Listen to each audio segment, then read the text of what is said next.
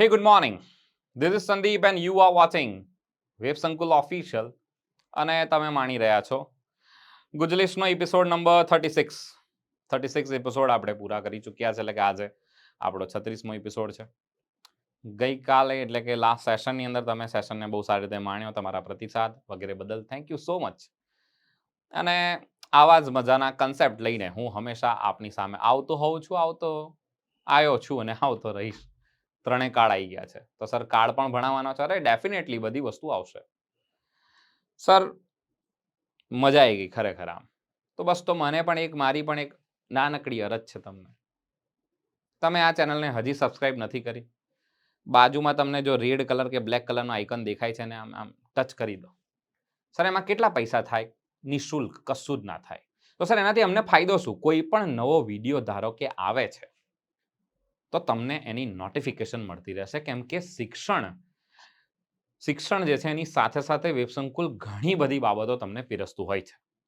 એટલે કે જીવતર સિરીઝ હોય, આપણી આ ગુજલી સિરીઝ હોય, એનસીઆરટીના કન્સેપ્ટ્સ હોય.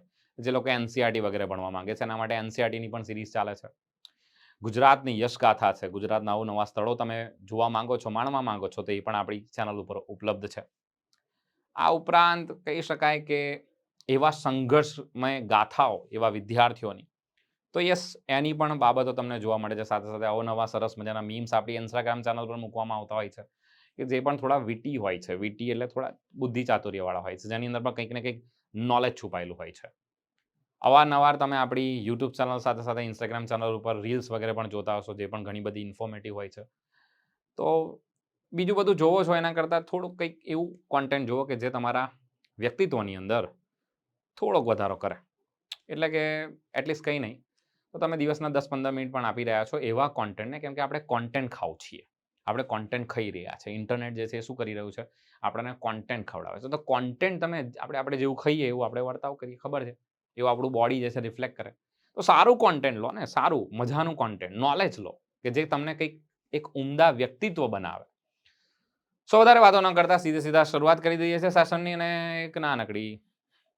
એક નાનકડી જાહેરાત કરી દઉં છું. જે વિદ્યાર્થીઓ તૈયારી કરી રહ્યા છે પીએસઆઈ તથા કોન્સ્ટેબલની, એમના માટે એક સુવર્ણ તક છે. વેબસંકુલ જે છે તે લાવ્યું છે અને આની ઓફર જે છે તે 30મી એપ્રિલ સુધી રહેશે. પહેલાં તો હું તમને તારીખ જણાવી દઉં છું, કેમ કે એના પછી સીટ્સ ફૂલ થઈ જવાની છે. અમે એના પછી એડમિશન નથી આપવાના. આમાં ઇંગ્લિશ જે છે હું જ ભણાવવાનો છું. પ્લાનર કોર્સ કે જે કોન્સ્ટેબલ અને એએસઆઈ પીએસઆઈ માટેનો છે. આમાં પીએસઆઈ એસઆઈમાં મુખ્ય પરીક્ષામાં 100 માર્ક્સનું ઇંગ્લિશ ગ્રામર આવે છે. હું ભણાવી દઈશ, બહુ સારી રીતે શીખવાડી દઈશ. અને યસ, કોન્સ્ટેબલની પણ બેચ આની સાથે જ સેમ ટુ સેમ આ જ મેનરમાં, એક સિસ્ટમેટિક મેનરમાં એક ટાઈમ ટેબલ વાળી જે મેથોડોલોજી છે તેની અંદર. આના માટે તમારે કોઈ પણ ક્વેરી, ડાઉટ્સ વગેરે છે તો તમે આપેલા નંબર ઉપર કોન્ટેક્ટ વગેરે કરી શકશો. શરૂઆત કરી દઈએ છીએ આજે પણ આપણે રિલેટિવ પ્રોનાઉન ખેલખલ્લાસ. આજે પણ કંઈક નવી વસ્તુ શીખવાની છે. સાહેબ અમને પેલું ધેટ વાળું નહીં ખબર પડતું, ક્યારે ધેટ આવે છે, ક્યારે વીચ આવે છે, ક્યારે હુ આવે છે, ક્યારે હુમ આવે છે. અમને આ બધું નથી ખબર પડતી. તો બધું ક્યાં એક જ દિવસમાં ભણી લેવું છે? રિલેટિવ પ્રોનાઉન શું છે જોઈ લો ને. વિડીયો, પાછલા વિડીયો ચેક કરો. પાર્ટ્સ ઓફ સ્પીચની સિરીઝમાં પ્રોનાઉન સમજાયું છે, પ્રોનાઉન શું છે. અને પ્રોનાઉન અંતર્ગત મેં તમને એ પણ સમજાવ્યું છે કે પ્રોનાઉનમાં રિલેટિવ પ્રોનાઉન કોને કહેવાય છે. આ પ્રકાર પણ મેં તમને સમજાવ્યો છે. રિલેટિવ પ્રોનાઉન ડિટેલની અંદર આગળ સમજાવવાનો છું, પરંતુ આજે આપણે કન્સેપ્ટ શીખવાનો છે કે સર ધેટ ક્યારે આવે છે ને વિચ ક્યારે આવે છે. અમે એમાં કન્ફ્યુઝ થઈએ છીએ. લાસ્ટ સેશનની અંદર આપણે ભણી ગયા હતા કે હુ જે છે તે કોના માટે વપરાતો હોય છે. હુ જે છે તે પણ કેજે દર્શાવે છે, જે વ્યક્તિ માટે વપરાતો હોય છે. રિલેટિવ પ્રોનાઉન કનેક્ટર કે જોઈનર તરીકેની ભૂમિકા પણ ભજવતું હોય છે.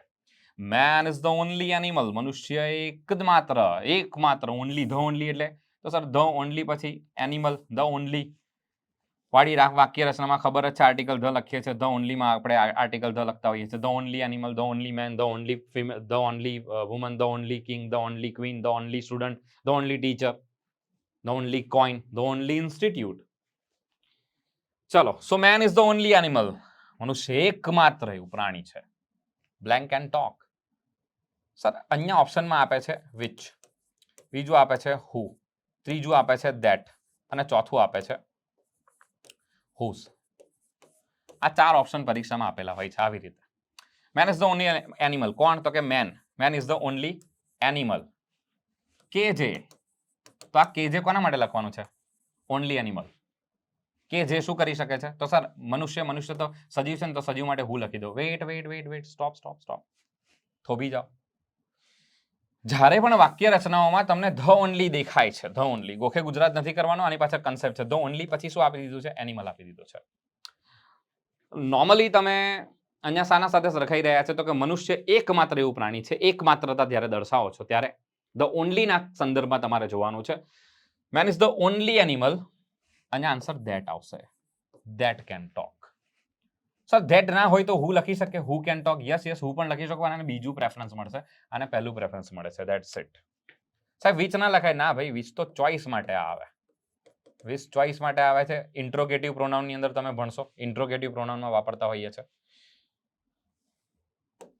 હવે આમાં ચોઇસના સ્પેલિંગમાં ઘણા ગોટે ચડી જતા હોય છે. સર આ ચોઇસ લખવાનું કે આ ચોઇસ લખવાનું? હા, ચોઇસ જે છે, ચૂઝ જ્યારે તમે લખો છો, ચૂઝ લખતા હો છો અને ચોઇસ લખતા હો છો કે આ ચોઇસ લખતા હો છો. કમેન્ટ સેક્શનમાં જણાવવાનું છે ચોઇસ નો સાચો સ્પેલિંગ શું છે. ઘણા વિદ્યાર્થી મિત્રોને ખ્યાલ આવી ગયો છે મેં શું કહેવા માંગુ છું. ચૂઝ અને ચોઇસ બંને લખતી વખતે બહુ ધ્યાન રાખવું, કેમ કે એકાદ વસ્તુની ભૂલ થઈ શકે છે. તે રીતે જ્યારે તમે માઉસ લખો છો, માઉસ, અને એનું બહુવચન લખો છો, ત્યારે એનું બહુવચન પણ શું થાય છે તમારે જણાવવાનું છે. હા, શું ફેર થઈ જાય છે, બંને વચ્ચે શું તફાવત થઈ જાય છે, તમારે કમેન્ટ સેક્શનની અંદર જણાવવાનો છે. માઉસનું બહુવચન શું થાય છે અને ચોઇસનો સાચો સ્પેલિંગ શું છે. અને ચૂઝ જે છે એ તો તમને ખ્યાલ જ છે, ચૂઝ એટલે પસંદ કરવું થશે. ચલો, તો આ આજનું તમારું હોમવર્ક રહેશે, જે તમને મેં અવારનવાર આપતો હતો વચ્ચે, તમે કમેન્ટ પણ કરતા હતા સારી રીતે. Main is the only animal. મેં તમને જણાવી દીધું તે રીતે. સર ધ ઓનલી છે એટલે આન્સર ધેટ જે છે એને પહેલું પ્રાધાન્ય મળે છે. વિચ શું દર્શાવે છે? તો કે સર વિચ ઇન્ટ્રોગેટિવ પ્રોનાઉન હોય તો ચોઇસ દર્શાવે છે, પસંદગી દર્શાવે છે. અને સાથે સાથે એ શું દર્શાવે છે? તો કે સર એ વસ્તુ માટે વપરાય છે, વસ્તુ માટે. વિચ જે છે તે આના માટે વપરાતું હોય છે. ચાલો આગળ જોઈએ, નેક્સ્ટ ક્વેશ્ચન. Tech anything. હવે ધ્યાન રાખજો, જ્યારે પણ તમે એની વન લખો છો, anyone, everyone, someone, no one, somebody, nobody, anybody, everybody, આ વનની જગ્યાએ તમને આવા રૂપો જોવા મળે. હા, એનીબડી, એવરીબડી, સમબડી, નોબડી. તો આના પછી તમારે જો રિલેટિવ પ્રોનાઉન મૂકવો છે તો દેટ ઇઝ ત્યાં હુ જવાબ આવશે. કેમ? તો કે આ બધા શું છે સર? આ બધા સજીવ છે. હુ નો ઉપયોગ કરી શકો, અને તો કે સર ધેટ નો પણ ઉપયોગ કરી શકાય, બંનેનો ઉપયોગ થઈ શકે. પરંતુ જ્યારે પણ થિંગની, વસ્તુની, કેમ કે થિંગથી તમે શું દર્શાવો છો? વસ્તુ. એનીથિંગ, સમથિંગ, નથિંગ અને એવરીથિંગ. આ બધા સાથે આપણે શાનો ઉપયોગ કરીએ છીએ સર? ધેટ નો ઉપયોગ કરીએ છીએ. That. Take anything that you like. My, આવું પણ પ્રશ્ન પૂછાય છે. My ગ્રેન્ડમધર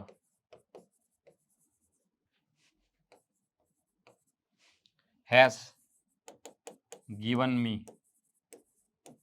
everything.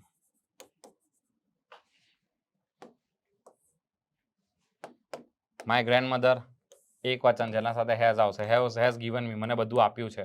Given me everything that I want. જે મને જોઈએ છે તે, જે મને જોઈએ છે તે મને બધું આપ્યું છે. જે મને જોઈતું હતું તે મને બધું આપ્યું છે. ચલો, સો જોઈ રહ્યા છો, કહેવાનો તાત્પર્ય એ છે. એવરીથિંગ લખ્યું છે, થિંગ આવે છે, એવરીથિંગ પછી ધેટ નો ઉપયોગ કરીએ છીએ. અહીંયા પણ ટેક એનીથિંગ. દુકાને જાઓ છો કોઈ જગ્યાએ, તમે કોઈ દુકાને જાઓ છો, તમને એ દુકાનદાર ઓળખે છે, તમને કહે છે લઈ લો તમને જે જોઈતું હોય. આપણા મમ્મી પપ્પા આપણને કોઈ મોલ વગેરેમાં લઈ જાય છે, ત્યાં take anything that you like. તને જે ગમે લઈ લે. હા, તો આ એનીથિંગ, સમથિંગ વગેરે સાથે આપણે શું વાપરીશું? કે જે. ટેક એનીથિંગ કે જે તને ગમે છે, કે જે. આ પણ કે જે ના અર્થમાં છે, પરંતુ શું છે? તો કે સર થિંગ છે. થિંગ સાથે શું આવશે? તો કે ધેટ નો ઉપયોગ કરવાનો. આગળ વ્યક્તિ માટે શું વાપરીએ છીએ? તો કે સર હુ નો ઉપયોગ પણ થઈ શકે, ધેટ નો ઉપયોગ પણ થઈ શકે. પરંતુ સર પશુ આવે તો પશુ સાથે આપણે ધેટ નો, પશુ સાથે ખાલી પશુ હોય તો આપણે વિચનો ઉપયોગ કરીએ છીએ. પરંતુ સર પશુ અને વ્યક્તિ હોય તો ઘણી વખત આવું પણ બને છે, પેર પણ બનાવી દે, તો શું કરવાનું? તો આવું કરવાનું. ધ્યાન રાખજો. ધ સ્નેક એકલો પશુ છે. ધ સ્નેક એટલે પશુ, પક્ષી, ઇન્સેક્ટ વગેરે જે પણ આપે છે તમને. પશુ, પ્રાણી, પક્ષી, જીવજંતુ વગેરે. ધ સ્નેક શું છે? તો કે સર સરીસૃપ. Blank. You has been killed, એટલે કે એને મારી નાખવામાં આવ્યો, કે જેને શું કર્યો તો ડંખ માર્યો હતો. તો સર શું આવશે? વિચ નો ઉપયોગ કરવાનો રહેશે, ધેટ નહીં. કેમ? તો સર ધેટ ત્યારે આવશે જ્યારે તમને એક વ્યક્તિ, ધ ગર્લ, એક સજીવ અને એક પ્રાણી આપેલું હોય. The girl and her kitten. Kitten એટલે શું? તો કે બિલાડીનું બચ્ચું.